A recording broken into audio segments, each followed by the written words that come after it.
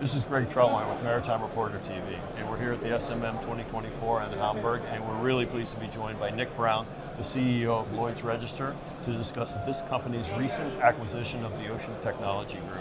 So Nick, we had a brief discussion before we started. The Ocean Technology Group acquisition is a very interesting one from where I sit, but I'm sure our viewers are more interested in how you see it. So can you give us a little bit of a background? Why did you see the OTG acquisition as important at this time?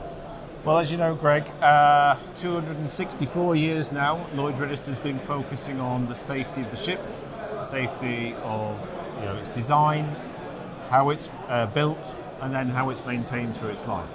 And when I took over as CEO beginning of 2021, it was very clear the next 3 decades, taking us up to 2050, the industry is going to go through possibly its biggest challenge and its biggest opportunity in becoming cleaner, more sustainable, more resilient.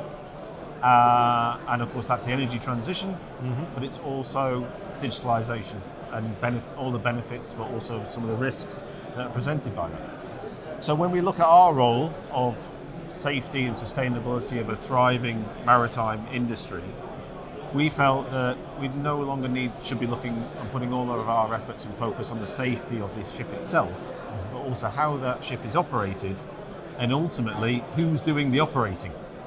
So when we brought One Ocean into the Lloyds Register family 2022, 2 years ago, we started on that journey to support ship owners, ship managers with how ships are operated and managed and planned maintenance is carried out. And what One Ocean Technologies Group now does, of course, is it brings us the added benefit of supporting the training, development, selection, motivation of seafarers. As clearly the industry that we are going to be managing is going to become much more complicated, multi-fueled, higher complexity technology and more complex regulation going forward. Okay, so I mean, interesting points, and I'm sure there are many, but when you look at the Ocean Technology Group acquisition, what specifically does that add to Lloyds Register that you did not have? The ability to support the training and competence of people at sea. Have they got the right skills to operate the ships? How can we support that skill development? Are we making sure that as we approve the technology, approve the ship design, we've got the knowledge of what skills are on board to then operate it? So it's really bringing together a much more sort of holistic approach to risk-based approval of new designs and new technologies, making sure that we're not just looking at the hardware, we're not just looking at the software, we're also looking at the people in the system as well. When you look at OTG versus Ocean Technology Group versus what else was out there, I guess what specifically attracted you to that company or that organization specifically? I think it's basically today the market leader is built on 2 very well-known, long-standing brands in crew competency and STCW training with Videotel and Seagull. Very familiar names that anybody that's been at sea at any time in the last 30 years will I think immediately recognise.